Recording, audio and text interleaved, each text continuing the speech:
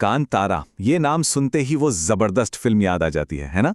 लेकिन क्या कभी सोचा है कि पर्दे पर दिखी उस शक्तिशाली कहानी की जड़ें असल में कितनी गहरी हैं? तो चलिए आज हम उसी रहस्यमयी दुनिया में चलते हैं जहां से इस पूरी गाथा का जन्म हुआ। 2022 की फिल्म में हमने जो देखा वो तो कहानी का एक हिस्सा था, पर असली सवाल तो ये है कि ये सब शुरू कहाँ से हुआ। वो भूत कोला की परंपरा, वो जंगल के देवता की पुकार, आखिर इसकी शुरुआत हुई कैसे? आइए आज इसी रहस्य से पर्दा उठाते हैं। तो चलिए सीधे चलते हैं आज से लगभग 1700 साल पहले 300 ईस्वी में। कदंब राजवंश का दौर था और उसी समय एक ऐसा बीज बोया गया जो आगे चलकर कांतारा की इस महान किंवदंती का विशाल पेड़ बना। इस पूरी कहानी का दिल है एक पवित्र जंगल, मधुवन। पर यह जंगल सिर्फ पेड़ पौधों का घर नहीं है। यहां बसते हैं दो समुदाय जिनकी दुनिया एक दूसरे से बिल्कुल जुदा है। ये एक ऐसी जमीन है जहां सुकून और टकराव दोनों साथ साथ पनपते हैं। अब देखिए, इस जंगल में ना दो तरह की ताकतें थीं। एक तरफ कंतारा समुदाय जो प्रकृति की पूजा करता था, उसके साथ मिलकर जीता था, और दूसरी तरफ था करपा समुदाय जिनकी दुनिया काले जादू और गलत इरादों के इर्द गिर्द घूमती थी। सोचिए, एक ही जंगल में अच्छाई और बुराई कैसे एक साथ रह रहे थे। तो जंगल के अंदर ये खींचतान तो चल ही रही थी, पर अब बाहर से एक बहुत बड़ा खतरा आ रहा था। एक ऐसा तूफान जो इस जंगल की पहचान तक मिटा सकता था। एक हमलावर अपनी पूरी सेना के साथ इस पवित्र जमीन की तरफ बढ़ रहा था। और ये खतरा था राजा विजयेंद्र। उसकी नजर सिर्फ जमीन पर नहीं थी, नहीं, उसकी नजर थी मधुवन के छिपे हुए खजानों और उसकी दिव्य शक्ति पर। अब लड़ाई सिर्फ जंगल को बचाने की नहीं थी, बल्कि उसकी आत्मा को बचाने की थी। पर राजा को ये नहीं पता था कि मधुवन कोई आम जंगल नहीं है, वो तो एक जीती जागती शक्ति है।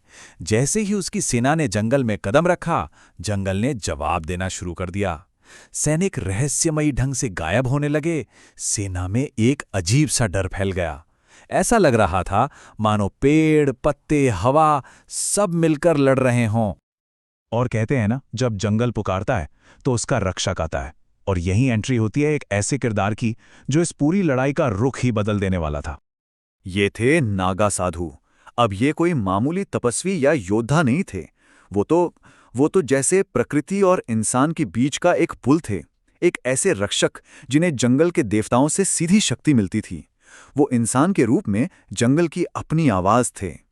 तो अब मंच सज चुका था एक ऐसे महायुद्ध के लिए जिसकी कहानी सदियों तक गूंजनी थी। ये सिर्फ तलवारों की जंग नहीं थी, ये आस्थाओं की, शक्तियों की और दो अलग अलग दुनियाओं की टक्कर थी।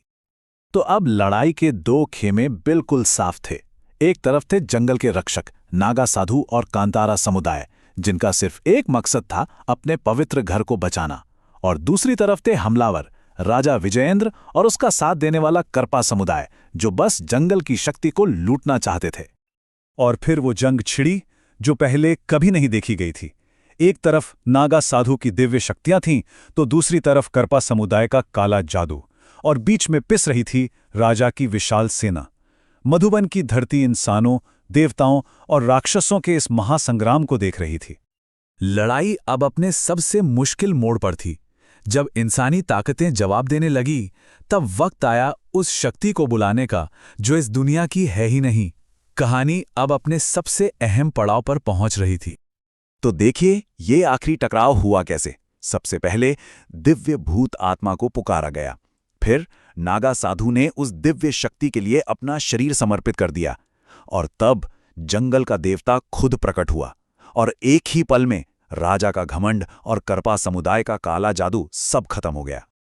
तो जंग तो जीत ली गई थी, पर जैसा होता है, हर बड़ी जीत अपने पीछे एक बड़ी कीमत छोड़ जाती है। और इसी कीमत से जन्म हुआ उस परंपरा का जिसे हमने फिल्म में देखा। चलिए समझते हैं कि कैसे एक महान बलिदान एक जीवित अनुष्ठान बन गया।